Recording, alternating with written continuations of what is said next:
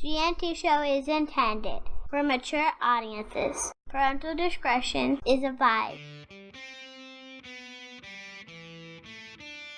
These are the voyages of the GNT show.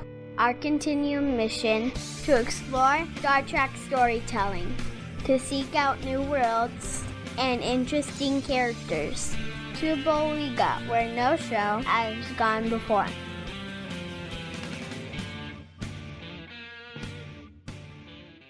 Live long and prosper, bitches. And there he is to my right, your left. Hooked up like he's Tron, it's Ceridian. Kapla!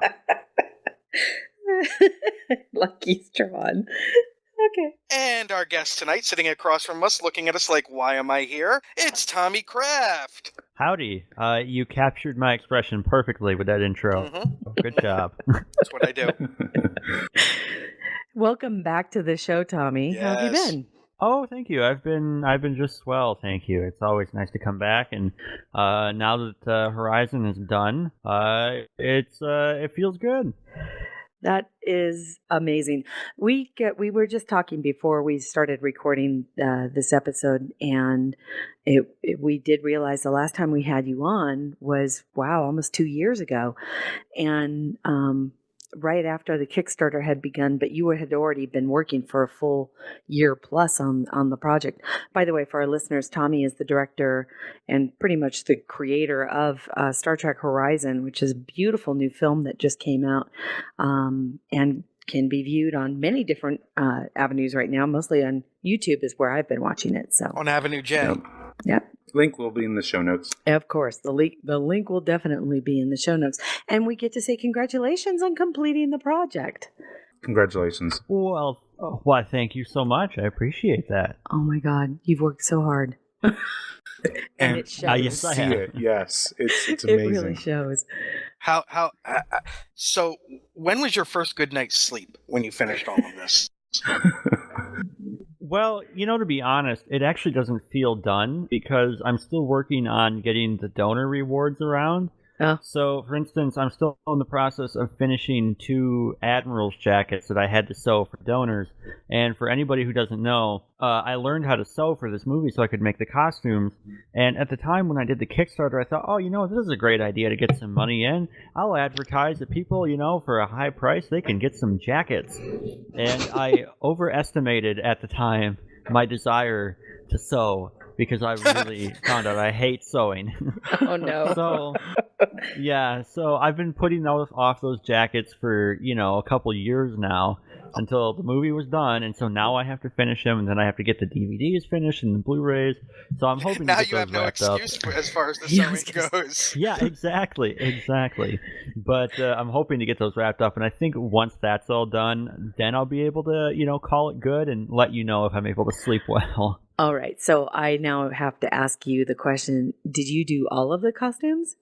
I did, actually. Oh my God. I think in total, thank you. I sewed somewhere between, I think, 12 and 15 jumpsuits, like, the Enterprise jumpsuits. The Enterprise jumpsuits, because, right.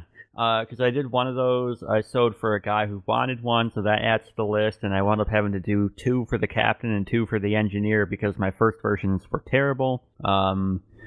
So in total, there was a lot of jumpsuits, and let me tell you, when you never have sewn before, zippers are the worst. And those jumpsuits have 13 zippers in each jumpsuit. Oh, so, wow. I mean, think about that. Like, over probably 150 zippers I sewed, plus the Admiral's jacket and the Romulan jacket. So all that stuff, it was a ton of work. Tommy, So I am so impressed. All of our thank cosplayer you. listeners are going, oh yeah, I understand. Yeah, I'm sure they do. Is anybody who's put one of those together, let me tell you, and especially jumpsuits, good golly, those are the worst because you have all this huge fabric, you can't get it under your sewing machine, and, it's all just one piece. Ugh. So sewing was your lead. I can hear it in his voice. He's like, I'm so done with this. Yes, much disgust. I'm very lucky too because because I also offered jumpsuits on the Kickstarter, custom jumpsuits, and I'm so glad that nobody donated at that level. They just wanted the jackets. Wow. So is it too late to donate more? He asks, needing a jumpsuit. Even if it weren't too late, it would be too late. Son of... Go ahead, Mike. Heard that. So sewing is your least favorite part of this process. What was your favorite part? What was the thing that you enjoyed doing the most while creating the film?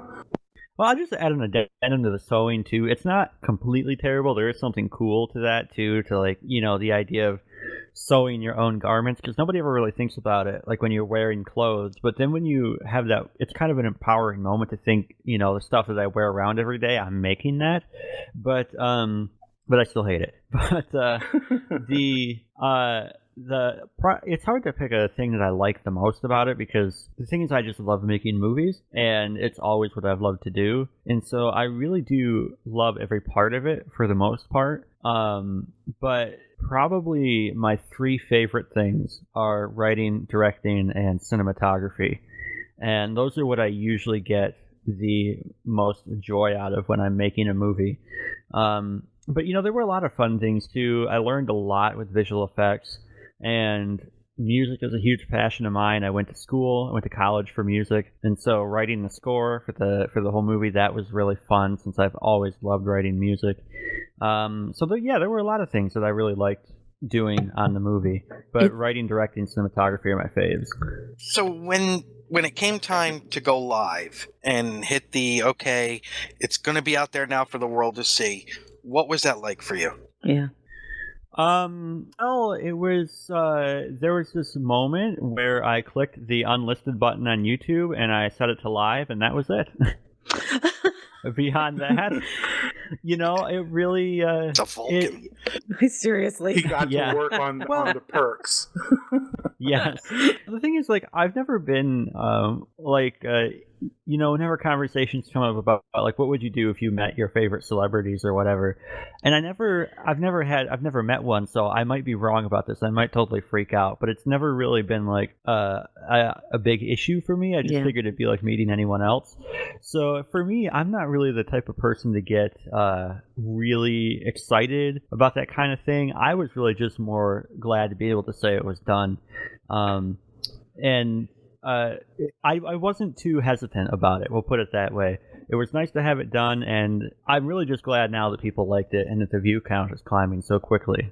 Well, like I said, it's a beautiful film. And I do have to ask you a question, and the question comes from, because I know, because after finding out that seriously being a jack of all trades within the single production, I wanted to ask you, there's right at the very beginning of the scene or of the film, when the crew is meeting, presumably on Earth, it is Earth, and having their kind of, I don't want to say celebration, but that kind of meeting together. There's a shot where the shuttle is flying into Earth, kind of in a real beautiful area. Oh yeah, I know what scene you're talking about. That was amazing. It was such a beautiful, beautiful shot. And I want to know how you got it. Is it something that you were able to solicit from somebody, or did you just go up, or did you just what? He climbed the highest antenna. Yeah. How the hell did you get that shot? I wish it was something that cool, but it was just videoblocks.com. Okay. It's a stock footage service. I was going to ask, was it stock footage? It's freaking cool.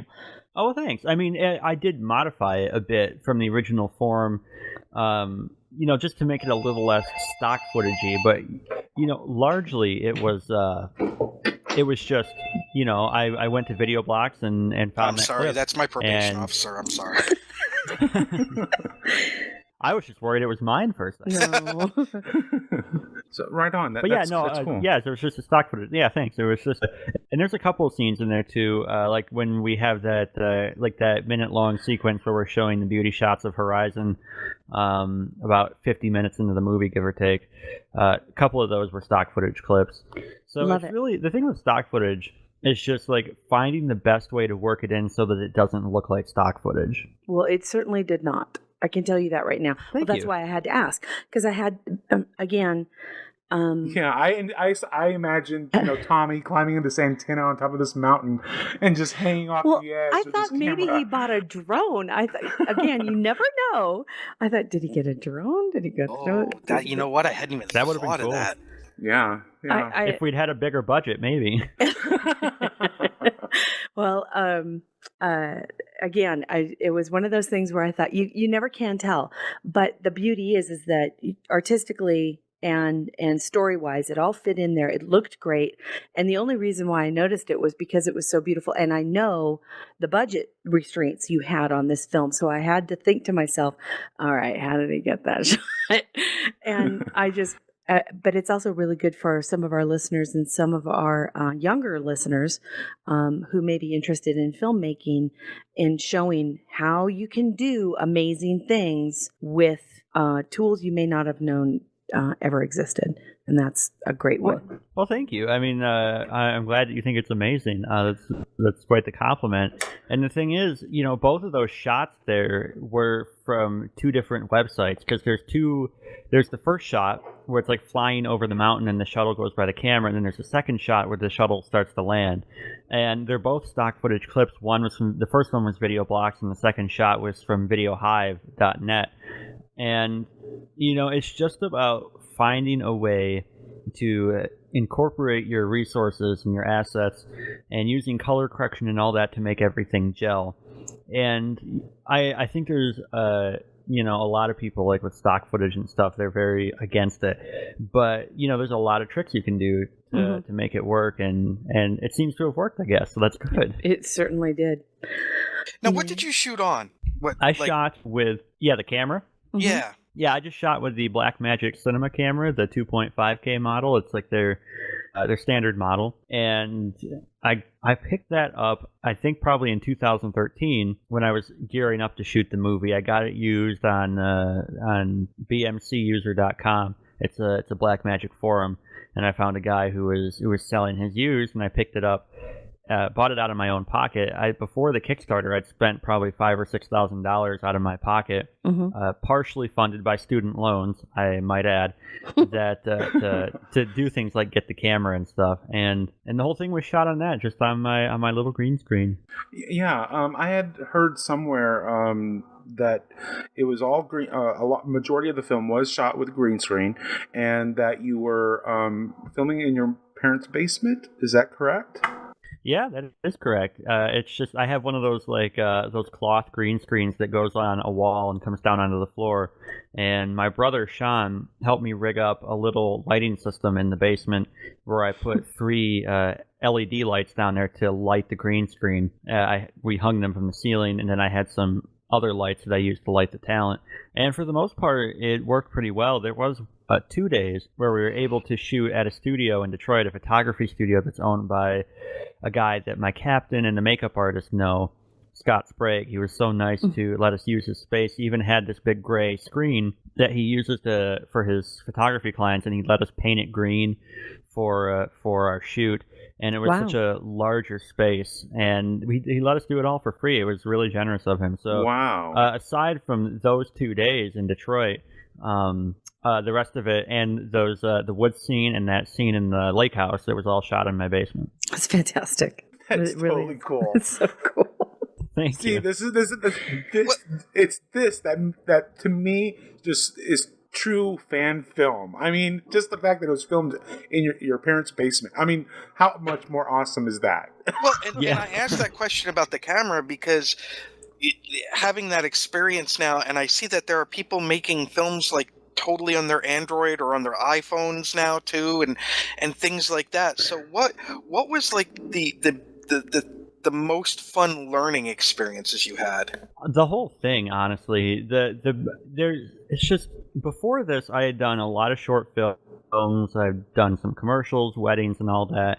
But this was my first feature-length project that I've made, and so the whole thing from start to finish, I learned so much about the best way to schedule things, about directing, working with actors, about visual effects, about music, costuming, you name it.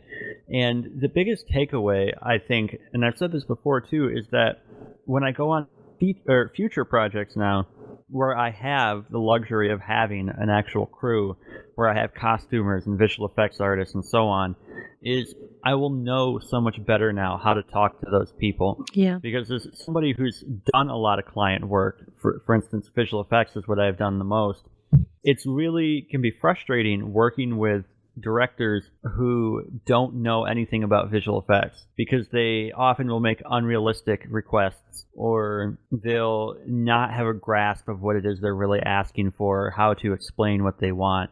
Mm-hmm. For instance, I did this project with this woman who had to look ghostly, and the only direction I kept consistently getting on each version I sent them was, it either needs to be more ghostly or enhanced. So like what the H What does that enhanced mean? Right. What does more ghostly mean? So, as somebody who's done a tremendous amount of visual effects work now, I now know how to approach a VFX team when doing future projects. So yeah, the greatest learning experience for me is just doing everything and understanding how a movie works. And it's just very beneficial. And the other thing that I learned too is that I find very important is the little details often don't matter.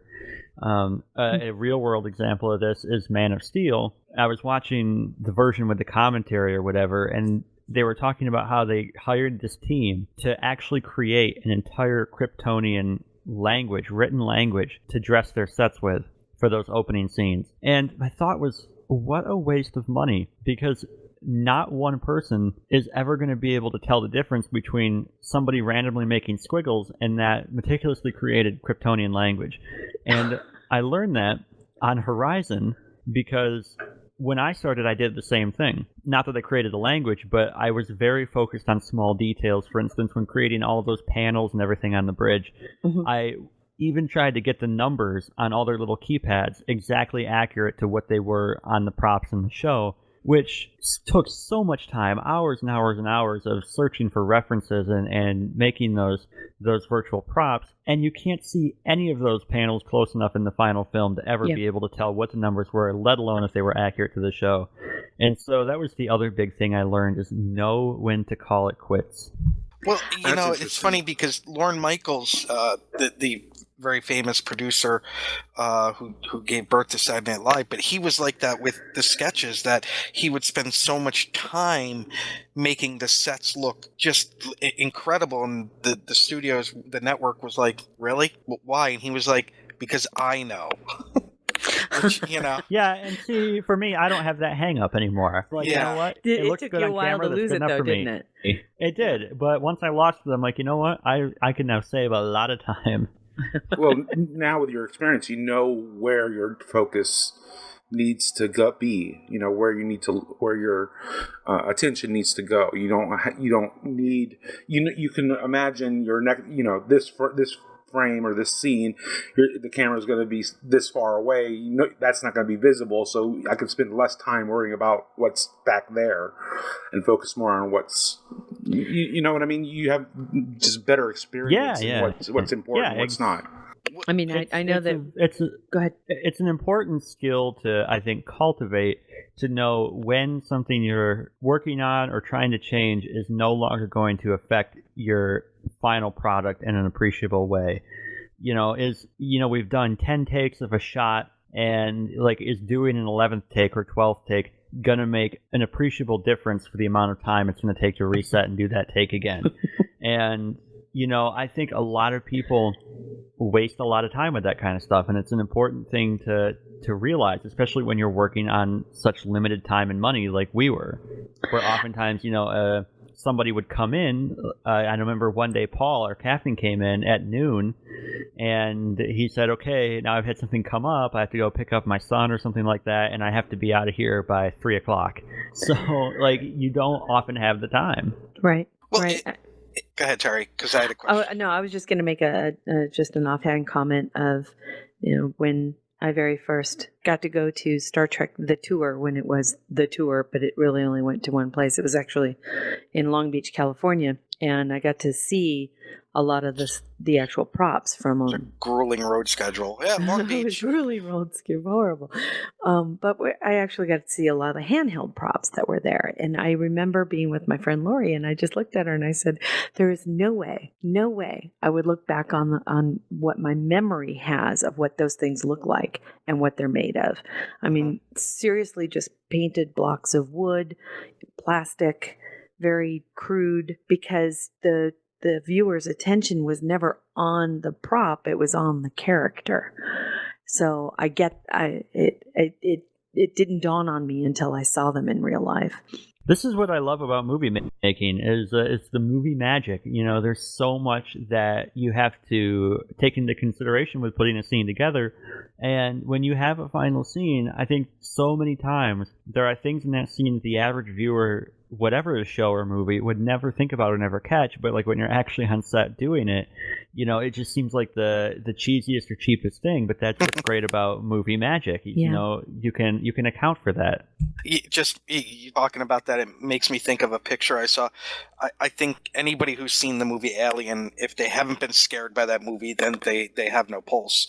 But it was a scene, and you would think that all of these years later it would demystify it for me, but it hasn't. But it's the guy in the alien costume, and he's drinking like a soda through a straw between takes, and it totally is that whole like, it just breaking it down. But yet when you saw it on screen, it was like unbelievable. Yeah.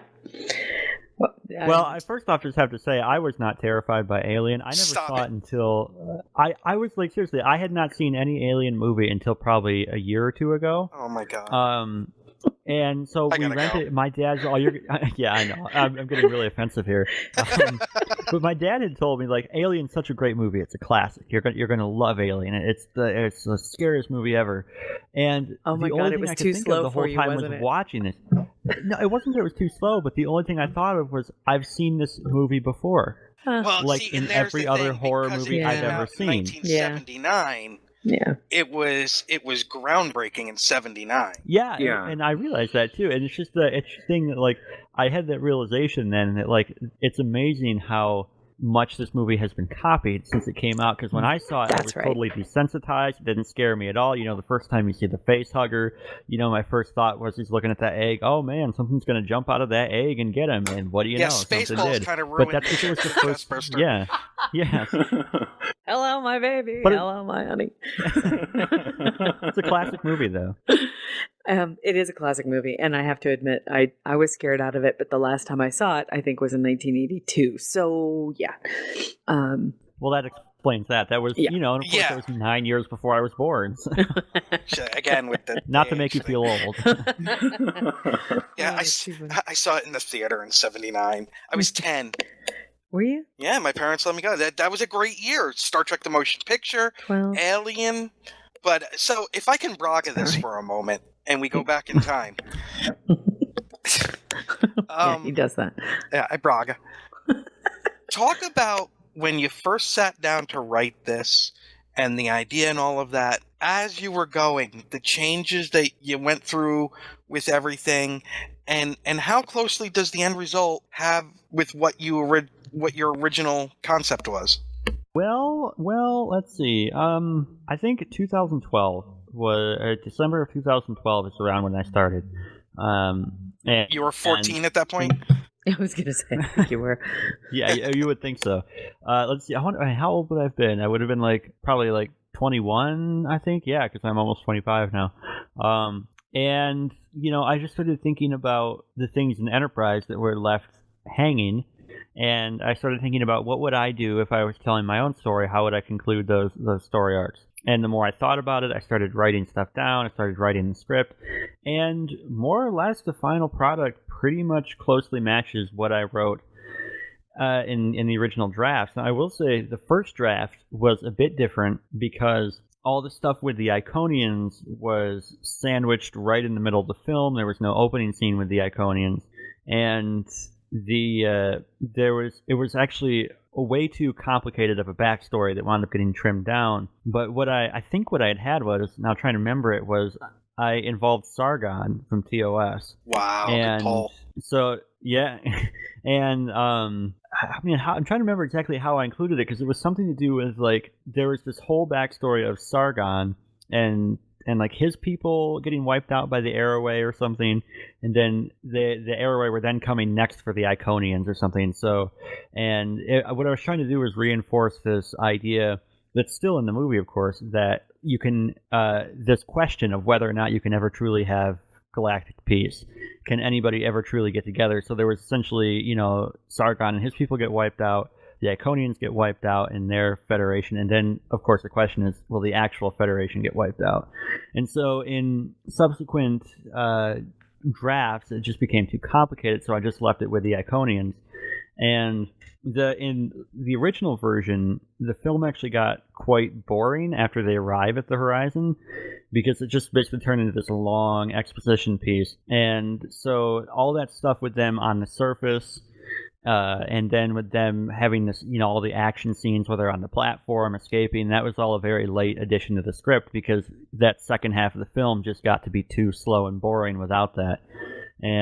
But other than that, the script didn't change a ton. The core of it was still there. One other thing that got cut from the film that we actually shot, but I wound up cutting for time, was there was this whole subplot that's still there, but not as strong, between Tamar and Francis, the engineer, where he obviously has issues with her.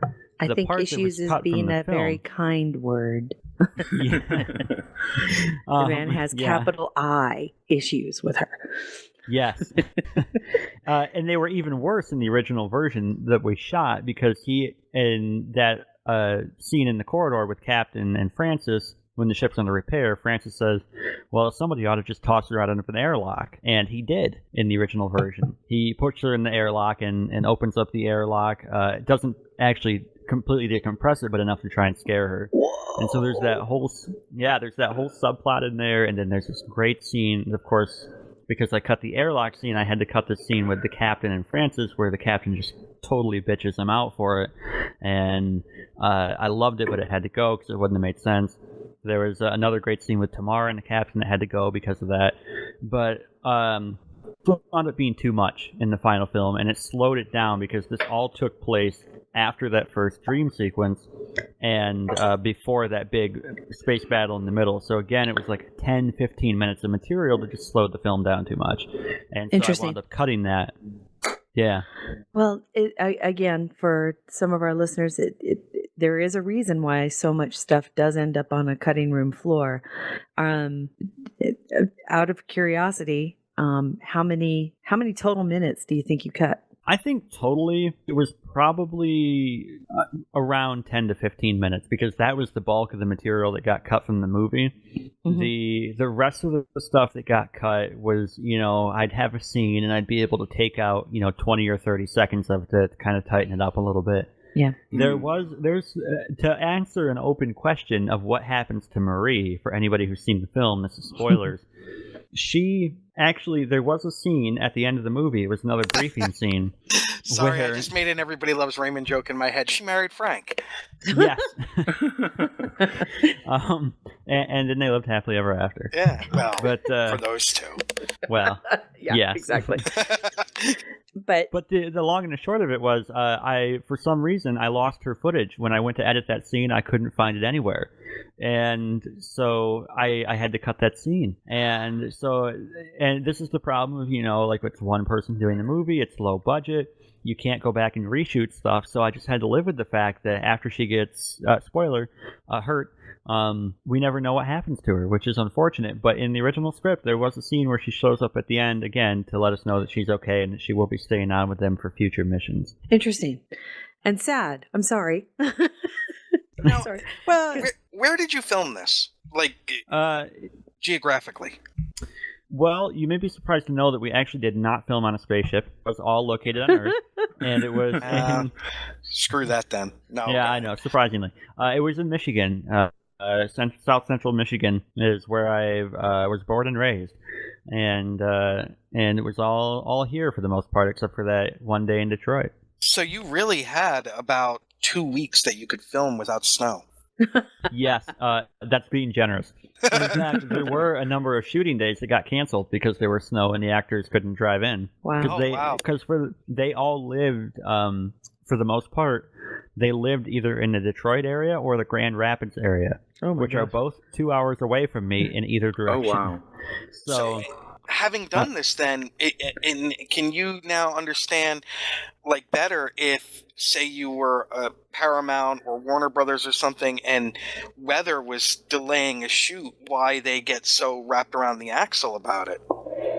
A little bit. I mean, it's different in those movies because generally everybody is pretty centralized to the location where they're shooting, and so unless there's extreme circumstances, the thing is with them, they have money to compensate for weather in many situations. So that helps a tremendous ton. Yeah, me, however, I had none. So, like, nobody was getting paid, and if the roads were bad, the actors didn't want to risk it, and I don't blame them because it's a 2-hour drive on snowy roads. That's pretty risky. Yeah. And it's not like I could hire a professional driver to go out and get them either, which is what a studio does. So what did you do schedule-wise to make up for it? I mean, did you just jump back into effects at that point or start, or did you take advantage of that downtime? Sewing? Yeah, sewing. Well, yeah, actually, I was sewing during shooting, too. But, I mean, the thing is with the way it wasn't traditional because so much of it, I was working on everything at the same time. We'd have a shooting day, and after I was done shooting, I would start working on effects, or I'd be in the middle of working on effects for another scene. And so the whole thing was a process of doing everything at the same time. And the thing is, I mean, this is though why it took a year to shoot the movie. We had 18 shooting days, and it took a year to do them all, give or take. And it's because of the scheduling and the money thing. And that's why, Mark lost a little bit of weight over the course of the shooting. That's not to say he was heavy at all. And so that's the thing when you're shooting for so long. That's the thing when you're long is that sometimes things change. For example, Paul's hair was randomly a little bit shorter in a couple scenes because those particular days we were shooting, cutting his hair, cut it shorter.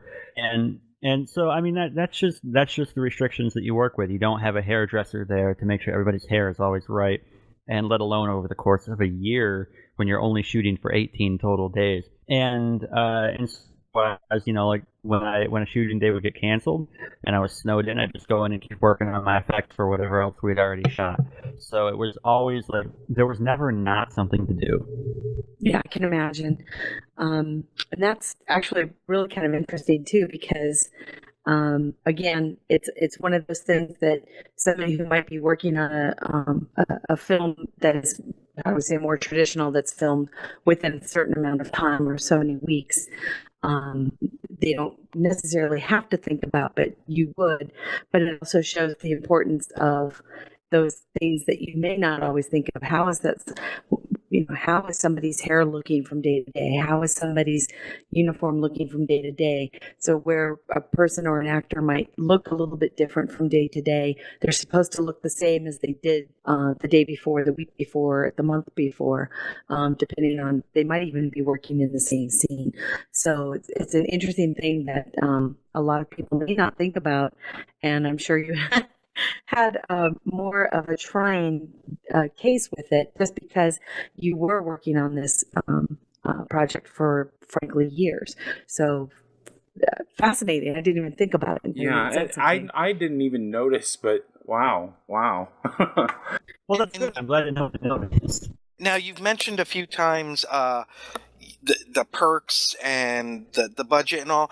Let's talk about your Kickstarter and the donors. And the whole crowdsourcing is still fairly new, and the impact that had in assisting you. What I will say is that when I started, I hadn't planned to do any crowdfunding. I never expected that I would be able to get any sort of money because, I'm just somebody in Michigan making a fan film. And, that's why at the start, I was spending my own money and student loans to do this. And I will say that, that wasn't the first time I'd done that either with student loans, because my mom worked at the college I went to, so I got free tuition, but I'm still $40,000 in debt, and I can give you one guess what I spent a lot of that money on. But, and honestly, I didn't realize how much I liked learning until my last semester, which is unfortunate. So that would always happen. If I'd realized earlier, I actually would have bought books for my classes. But anyway, what did you study? Well, I studied music, and the thing is, music.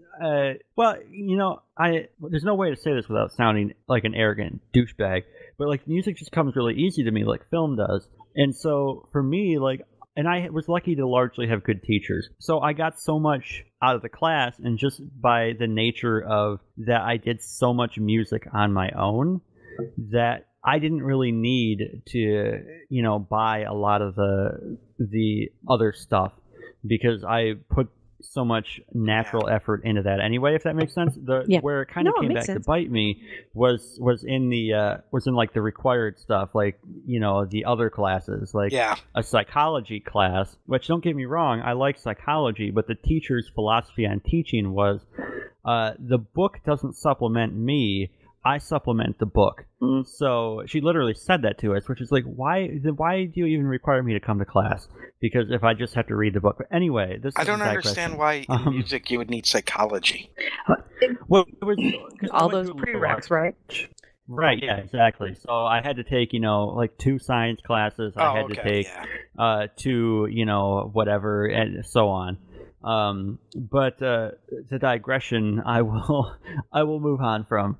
And my thoughts on teaching, but teaching squirrel. Yes, we could do a whole podcast on my thoughts on teaching if you'd like. On my thoughts on pedagogy. Oh, listen, but, you know what? When we do our 24-hour marathon, you can come on because we'll talk about that. Oh, we'll there have we you go. back. I can rant on all my favorite and least favorite things teachers do. He fits in well with us if he can rant.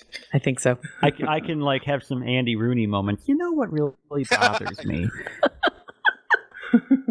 Perfect. I figured I could make that. I'm a young guy, but see, I can still make the old school references. Like it. It's awesome. Thank you. Where was I? What do you, now I'm. What do you play? What instrument or instruments? I play guitar, and I play guitar and piano, and I sing. And I like my favorite. I really love composing, but my favorite thing is performing. So I always love to. I like being in front of people, continuing the arrogant douchebag thing.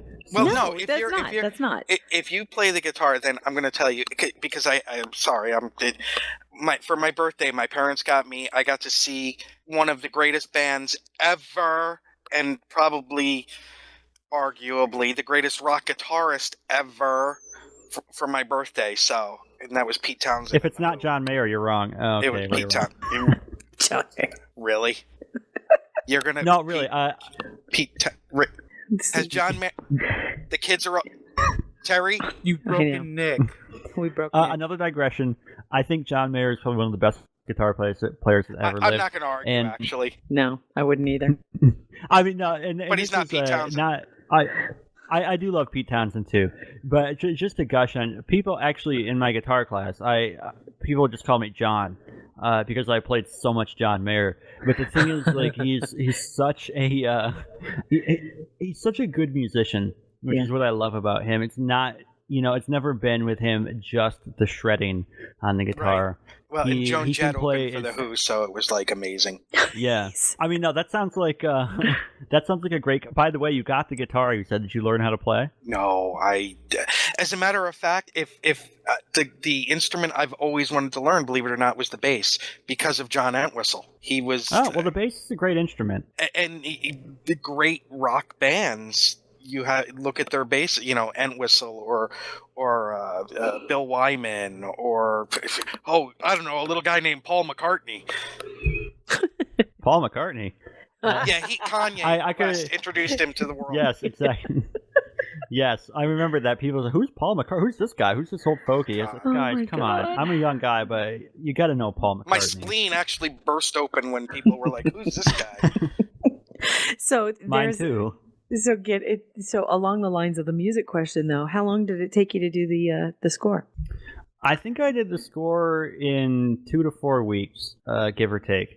And and because you have to write a score pretty much concurrently with the film, are you sick of watching your own film yet? Yes. And this is the weird thing about movie making, and I often wonder, if like painters have this issue, because like I have seen this movie, probably like 15 plus times now in its entirety, like all the way through, like actually sitting down and watching it, and that's not to count all the times where I was watching one scene over and over to make changes. And it's weird because I'm not one of those people who hates watching my own stuff. That's not to say that like I darken the lights in my house and put on my own movie every night. Right. But I don't mind watching my own stuff, but at the same time, I've seen it so many times I don't want to watch it again. And it's a weird, balance between the two of like, why am I making this if I don't ever want to watch it? But I've seen it so much, so I don't know. I haven't figured out that balance yet, but I'm certainly never understood the people that say, "Oh, I never watch my own work. I hate my work." It's like, why bother at that point? Well, I work in a newspaper, and I can tell you when I'm editing an issue, after you've done it for a while, people are like, "Well, it was in the paper." I'm like, I have no idea what was in the paper. I edited it. Yeah. I couldn't tell you because I've read so many stories so many times. Oh, that was in the... Yeah, that's right. Does it all bleed together? I remember the meeting does. about that story. Yeah. I was wondering about that because I figured that when it comes to writing music and that you have to understand the mood of the scene, and the flow of the film, and the film's edited by the time you start to do the score, yes, or was it? Yeah, and so I had done the music for the opening scene, obviously, for the most part, way earlier. I did change it quite a bit in the final version of the film. But yeah, you really don't want to start music until you're sure your edit is locked. Mm-hmm. Because if you go in and change your edit after you've done the music, then all your music's out of sync. And it's the same with the sound and everything else. So yeah, by the time you do your full score, your movie is basically done and edited. And so by that point, I had a really good idea of what I wanted. And the great thing of being your own director and your own composer, yeah, you don't need revisions because I was like, you just say, go in, you know what you want. While you were editing the film, did you find yourself thinking of the music you wanted to play at specific While I points? was writing the film, I found myself thinking about it, to be honest. Because I, for one thing I do when I'm writing is I put on soundtracks, like my favorite soundtracks. I'll usually pick a soundtrack that fits the mood of the film, and I'll write the entire film to that and the music that sounds like that. And so then while I was writing it, I had a very good idea for what music I wanted where in terms of the feel of the music and the type of the music. And if I was working with a composer, I would certainly be much less restrictive because I hate when people do that to me. Where they really try to lock you into something. But, knowing that I was doing it myself, it made it much faster of a process, too, just to be able to go into it and say, okay, I'm going to do this here, and I know what I'm going to do later in that scene, and so on. That's cool. I think that's really cool. Because to be honest Tommy, I'm serious. I didn't even think, but I didn't even know that you had been the person who had done all of the music writing as well. And so my jaw dropped kind of a little bit when you told me all of the jobs you had done on the show. But when you said music, I was like, holy crap, he does that too? Oh, thank you. Well, I have to ask. Hopefully, go ahead. I was just say, hopefully I don't, people don't look at it and say, jack of all trades, master of none. So No. Hopefully that's not happening. No, if you hadn't have told me, I wouldn't have known. I have to ask because he'll never hear this. Are you a fan of Bear McCreary's work? Of course. You couldn't tell by listening to that. His stuff is, and I'm a huge fan of Hans Zimmer. Me too. The Black Rain, the soundtrack to that is just unbelievable. What was that again? I didn't quite catch that. Black Rain. I'm not familiar with that one. Yeah, it was Michael Douglas and Andy Garcia. Oh, that was a while back. Where they go to Japan. They're New York City cops, and they go to Japan, taking back Yakuza. And the Hans Zimmer soundtrack, if you have you probably find it on iTunes. The second half of the first half is like the music soundtrack with like Soul to Soul and Greg Allman and all that, but the second half of the soundtrack is the score, and it's amazing. And I can tell you, it's kind of like the Wrath of Khan when you know the Reliant's about to attack. I can do that with the Black Rain soundtrack for what, because I've seen the movie so many times and I've listened to it so many times. That's great. Yeah, I've had a lot of experiences like that with some of my favorite movies and some of my favorite scores. And I will say that my other really big influence, I think, was probably Brian Tyler, who does a lot of the big movies these days. And of course, Don Davis, who did the Matrix movies. There's, anybody who's a fan of those, I think, can hear little elements throughout where, I'd listen to Brian Tyler's music or Don Davis, and I'd pick out an element that I'd hear, and I'd kind of put that in my pocket and think, oh, I really like that idea. I want to use that kind of thing in my score. And when I was going back and I watched Age of Ultron again the other day, and some of it was unwitting to me. Like I was watching that thinking, man, this music must have really inspired me, because it's like some of these ideas sound pretty familiar to what I did. But I mean, that's just what happened. Not that I didn't rip them off or anything, but it's just like the same kind of techniques that the people that you really like and really listen to. And Bear McCreary, of course, was another big one that obviously really inspired my musical choices. There's I was just talking with somebody recently because they're so hooked on the movie. They had never seen it before and just saw Watchmen. And like in the last month, I think she's watched it 7-8 times. Oh my gosh. I'm like that with Moneyball. But one of the reasons I need to see that movie. I haven't seen it, but I need to. I'd love to have you on after you see it, or even if you just tweet me or whatever, because the soundtrack to it is so minimal, but it's just so important. And I think when you see it, you'll understand what I'm saying, because I remembered it as having no soundtrack, but that's not a bad thing because it doesn't overwhelm, but it accentuates. So amazing. Yeah, and it depends on the kind of movie that you're doing. I think dramatic films like that can be well suited to that kind of styling. For instance, I was surprised that Sicario got an Oscar nom for the music, because I remember there being hardly no music in that movie. But it's the thing with me though is that, and I will let you know when I see the movie, but like I really like music. Because the movie Horizon's an hour and 42, and there's like an hour and 20 minutes of music in the film. And so I think a lot of it is just like the directorial taste for a lot of people. Like, some people like more, some like less. My big thing that I realized I liked during Horizon was I like impactful moments. I really, really love every single moment I can get. If you can make it as big as possible. And one of the best ways to do that is music. And so for me, I was trying to find every place where I could put a musical cue in there to make every moment as impactful as possible. Right on. That's very cool. I do have one more question. But if anyone else wants to go first, please do. But this is a question for the interview. No, go for it. So, what is next for you, Tommy? Well, when he's going to kill you, you know that, right? He just finished. Yeah.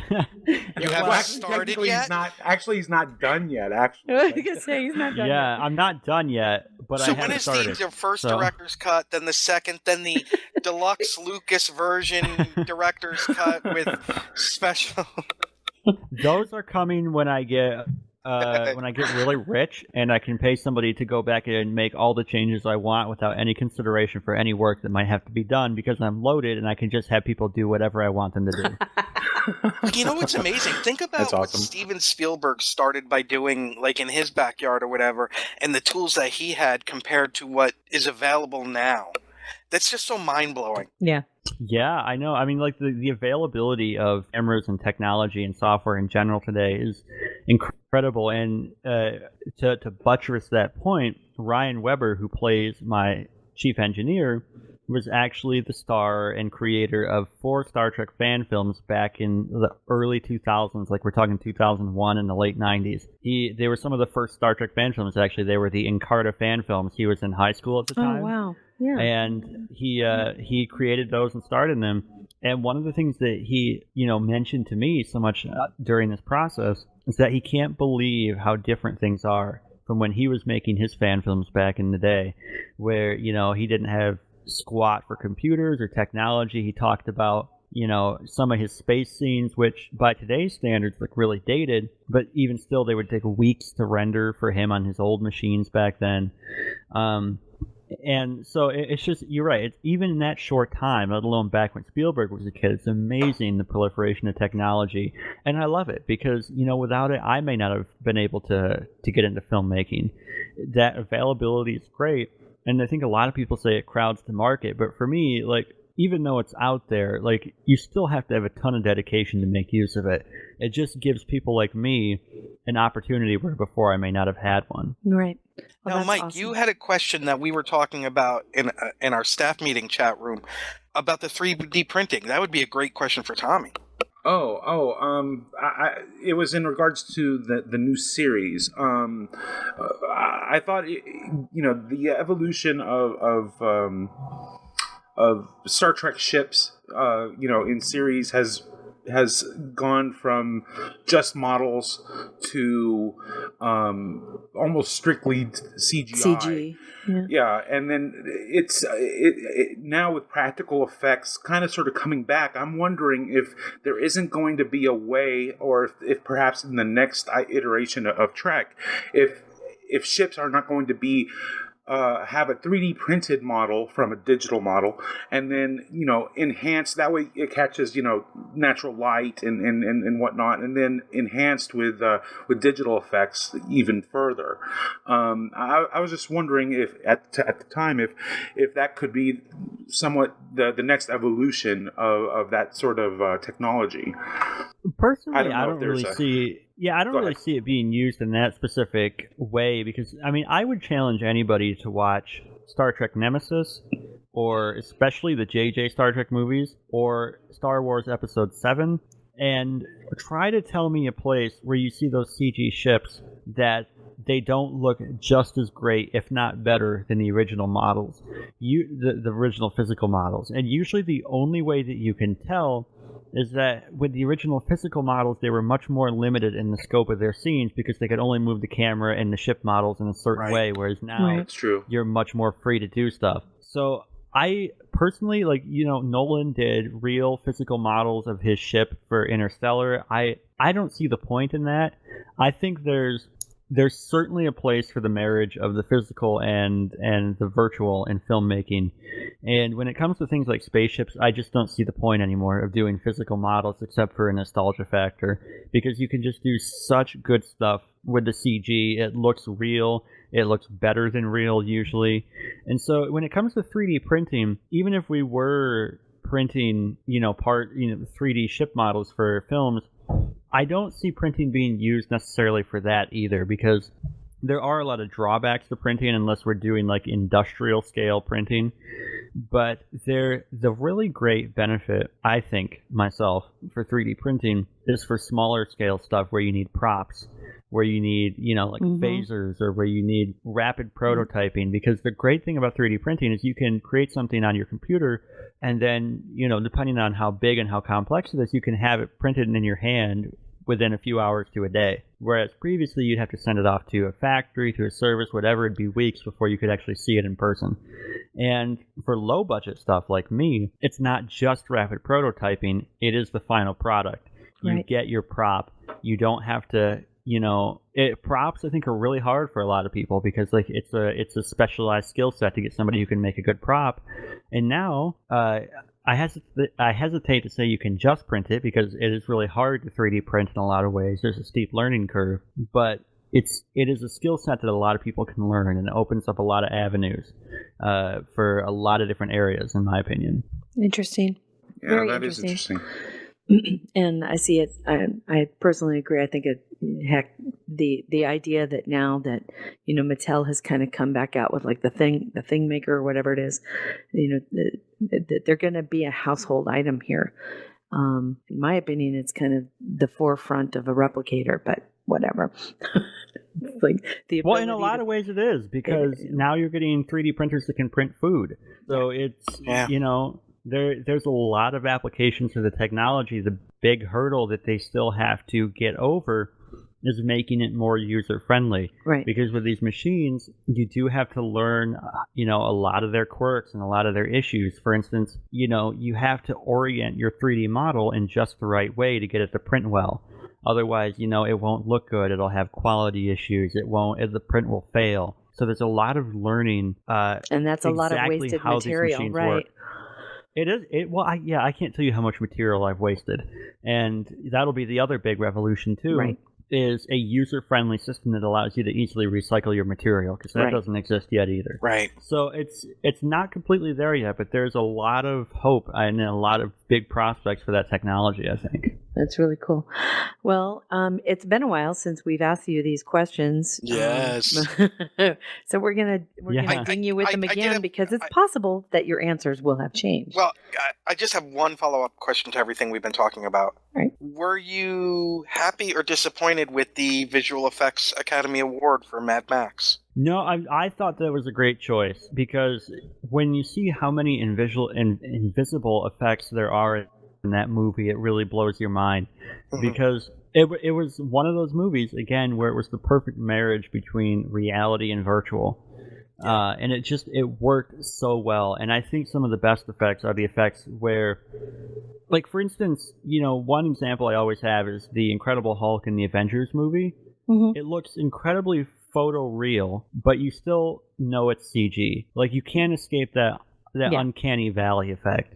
Whereas, something like Mad Max, you really can't tell at any point in that movie when they were using effects. But then when you see the breakdowns, it's like, holy cow, I would have had no idea. So I thought that was a great choice. I thought that was it was a good year for genre. It was a good I'm year sorry, for dude. Yeah. It was Ex Machina that won for visual effects. I'm sorry. Oh, was it really? I didn't Yeah, see that. Mad yeah, Max yeah, it won was. for sound. I'm Sound, sorry. sound I'm just thinking editing. about- Oh, okay, you're right. Yeah, but Oh, well, Ex Max would Machina have been was a great amazing choice. too. Yeah, I think Ex Machina was a big shocker too. I think everybody thought Mad Max would take it. I Yeah. texted somebody at the time and I was like, "Oh my god!" All Okay, right. we have what on we to call questions. our Lipton questions. The Lipton question. Oh, Yeah. right, yes. I forgot Right. about See, these. you remember. These people don't forget. So we ask, "What is your favorite Trek series?" Do you have to ask? Sure. You know what? There's people that have shocked us with their answers. Well, it would have to be the animated series, of course. Of course. Enterprise, obviously, guys. Yes. I mean, that's a given. Well, it's been a couple years. Answers do change. You That's might true. have, And I after hate discovered doing a Enterprise film now. based on Terrible that era, show. I thought Yeah, you might have maybe come to hate. he jumps to DS9. Hate it. Hate Why? Scott Bakula. Hate the ship. No, I love DS9 too. By the way, it's a great show. Exactly, because you're a right-thinking American. Brother. And except, of course, when it comes to John Mayer and Pete Townsend. Yeah. I won't even If tell you you could who. be any species in Trek other than human, what species would you be? Cardassian, which I think was actually probably my answer. Your answer the last time? I think so, yeah. Okay, cool. If you were given the opportunity to film an open-ended series based on one character in Trek, who would it be? Garrick, probably. Oh, smart. Yes. I want that so bad. I think that was probably the easy answer, though. I wish if somebody can put me in touch with Brian Fuller, I'll pitch the idea to Mr. him. Fuller, please. Yes. All right. Did we lose Nick? No, Oh, I'm, no. I'm Okay. skipping one of the... Yeah, I don't blame you. Okay, you cannot answer Horizon. What is the name of your starship? No, it wasn't. Okay, go ahead. The USS... Well, first of all, It my wasn't. starship it was the It was I know. Discovery. So I guess I could just answer Discovery, couldn't I? But I will throw out another option. I have a total man crush on Hugh Jackman, so it could be like the USS Jackman. I like So it. there we go. Oh, yeah, Right that on. doesn't open up all kinds of jokes. Yeah, I know. I have I a thought about that as soon as I said I it. have a huge something crush on him too. Get in I'm line. sure you Yeah. do. Oh, He's on it's my probably not as list. thick as mine, though. He's. Wait, what? I didn't hear that. You heard it right. Go back This and just went rewind it to when you hear it. yeah. No. If we're given the green... Hey, you know what? I'm like that. Anyway. Where were we? Barrowman. Barrowman. Barrowman. Barrowman. Did you know that John Barrowman is gay? Did you know that? I did know that actually, and it actually surprised me because I like the first time Thank I ever, you! not to digress again, but because I only time like I saw him on Arrow, okay, and like That's where That I character- first saw him. yeah, and I love him on Arrow. He's so sullen and But he's down to pissing earth. me off lately. Oh, I he's too know that ever since he lost his hand, but that move that he pulled, telling about... Oh, yes, the arrow. but the arrow. I will, boys. yeah. I will say though, the first time I watched like him at a convention, and he's just like the happiest gay man you ever will see. Seriously. And it totally it's a blows joke you on away. the show because I didn't know. Yeah. And one day on the show we were talking about something, and I said, "Hey, did you all know?" Because I thought it was some great revelation. Oh God. And a certain segment of our listenership is still letting me know about it. What you have to remember is that we were all Torchwood fans. So, that's when I actually, the first time I saw him was in Doctor Who. So he kind of plays himself. Well, I will. Can I just blow your guys' mind again? He's like Sure. the best musical theater performer you will ever see. So another Hugh obvious Jackman. fact that everybody probably next to Hugh Jackman, but John okay. Barrowman is like one of the best. Like, I he's believe it. such an amazing singer and performer. For anybody who believe didn't it. know, like, look up his stuff. Yeah, talented guy. Really. Another guy I have a man crush on. Not as big as Hugh Jackman, but pretty close. Yep. Right I'm on. getting that way with Brandon Ralph, though. Oh yeah, I love Brandon on Routh. DC's Legends. So Oh. likable. Love that. Yeah. Yeah, exactly. He's so likable. I'll But tell you. none of them. Mhm. Katie Loves. And I just have to say one other thing. Captain Cold, though, I think is probably my absolute favorite. Thank you. For some reason, like, I love Wentworth It's the Miller. attitude. Like, It's the attitude. it is. He like, there's just something about. Ever since I first saw him on Flash, he's so delightfully, wonderfully cheesy, and not in a bad way at all. Like, he knows exactly what he's doing and how he gets that genre. Terry, it's he's like a wonderful. cooler Bruce Willis. Very cool. But, Okay. That's a good way to But put it. I'm not happy with him and Sarah with what appears to be budding, because Sarah's mine. But anyway. Well, I'll like to see you say that to her and see how well that goes until the I bloodlust would. comes out. I would. It would be so worth it. Right, it would. If you were given permission by CBS Paramount to make a film, and they greenlighted you killing a major Star Trek canon character, even if they've already been killed, but you get to do it again in a better way, who would you pick? And by the way, this death Ooh. sticks. Yeah, it sticks. There's no magic coming back. It is a real death. That's a good question. Spoiler alert We'll for kill Star Wars. the It would actor. have The actor will be dead. Yes, we will go method. It would have to be done in a good way, like Han Solo, like where it actually makes sense. Spoiler alert. You know, Spoiler alert. Oh, I just gave one a second ago. But because the thing is, like with the death of Kirk, I really like Generations. I think it's a good movie, but you never have a reason to care at all for the people on that planet because you never see them, you never see their society. Yep. You know, it's just this Oh my God. thing that they throw out there that a planet's going to die, and Kirk has to die to stop that from happening. And you know, it's the old trope, but it would have worked better if it had been Earth in danger or some other planet that we care about, like Kronos or whatever. Or if we had But been that's- able to get to know who those people were a little bit, at least as That's a Yes, viewer. point. exactly. Yeah, Yeah. that's a good point. Or even see them. Yeah, that's Right. what we were Well, talking see, about. the reason I said a planet we already care about is because it's the easiest way to use the script that they had with minor changes because you already care about those planets. Yeah. But for me, like any character death is not interesting unless it's used in a good way. So, you know, Yep. I could say I'd kill off Picard or whoever. I thought Data's death was handled pretty well.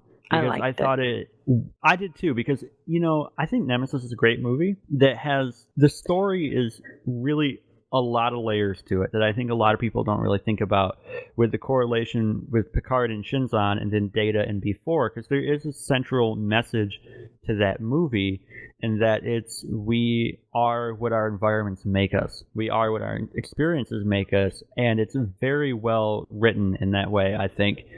But and in that way, Data's death worked. So I don't know if I have one character that I would kill off, because it really depends on the circumstances in which you're killing those characters off.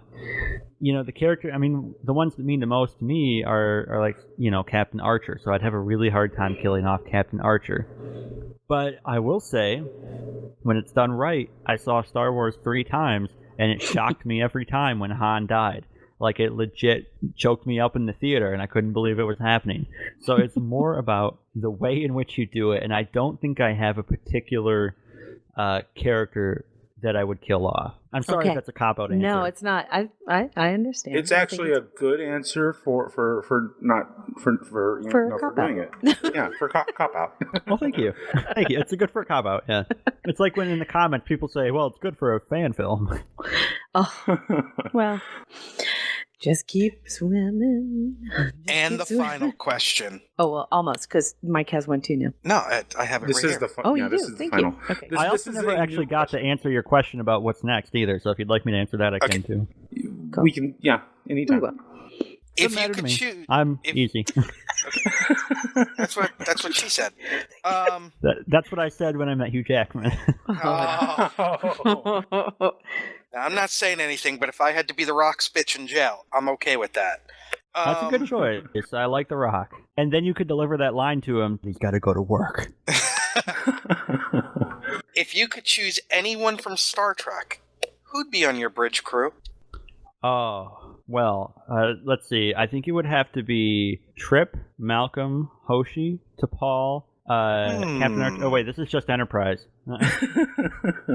It probably would be, though. But to be fair, I love all the bridge crews.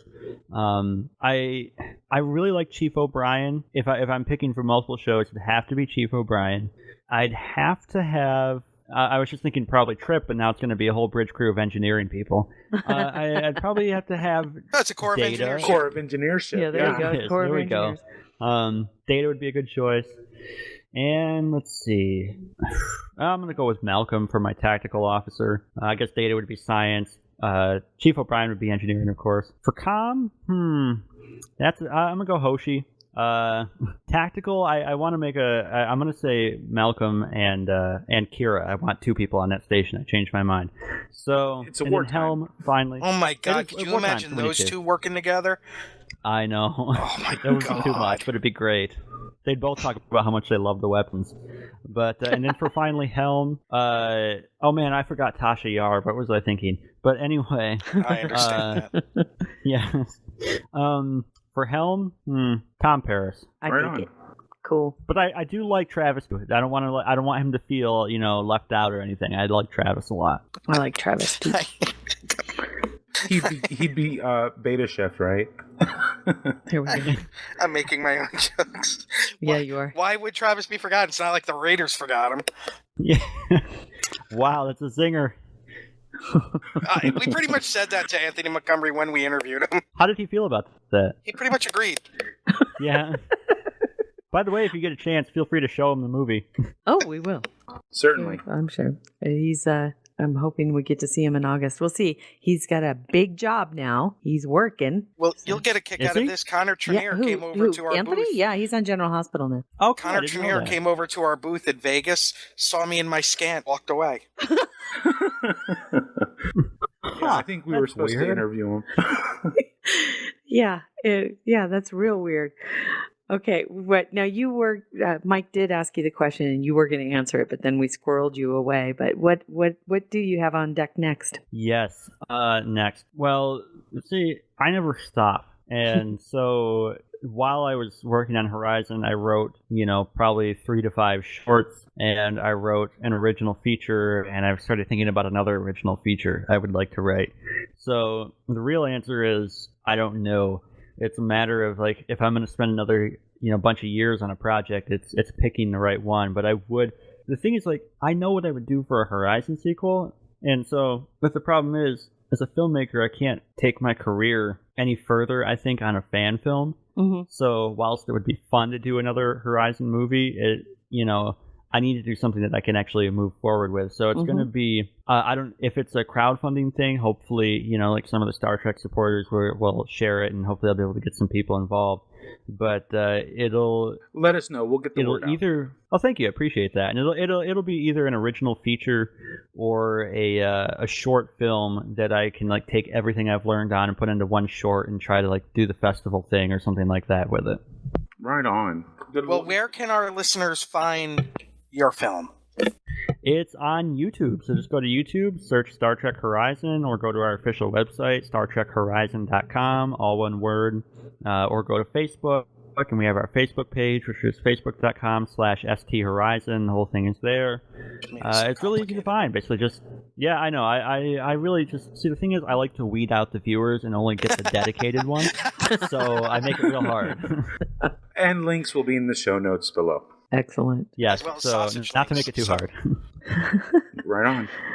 Well, Tommy, Thank you so much. We do want to thank you for joining us again. Congratulations on the completion and of as a Star Trek fan Horizon. of Star Trek, thank you for your contribution, which And is your a dedication. wonderful contribution. Yes. Yes. And it's we thanks. know that it was a project of love and a lot of time, and it shows. It's very fun. You guys have to watch this. It's like I said, it's If you freaking haven't watched beautiful. it yet, what the hell's How are wrong you with waiting you? for you? Yeah, what's wrong Some with you? people guys? may have jobs. Let's give benefit of the No doubt. excuses. They're not like us. It's You been should out have for taken 2 the day weeks. Come off on. work. Take the day off. Again, thanks very much to Tommy Kraft, director and all-around Renaissance man of Star Trek Horizon. We appreciate you joining us very, very much. Thank you. Thank you for having me here. I really appreciate it. Nick, take us out. And Jolan True. Music for the GNT show is provided by 5 Year Mission, Enterprise Blues Band, Warp 11, Andrew Allen, and Grethor. The GNT show is a BLB production. Move ahead, walk back to 10. Put a mini skirt on my yo man. Represent the human race. And we make space a happy place. To boldly go where no man's gone before.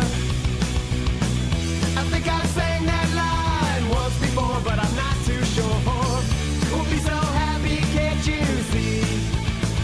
A zero-G community. Gonna travel to new worlds. Beam on down and meet some green girls. Gonna see what we can see. A fancy free galaxy. To boldly go where no man's gone before. I think I sang that line once before, but I'm not too sure. We'll be so happy, can't you see? A zero-G community.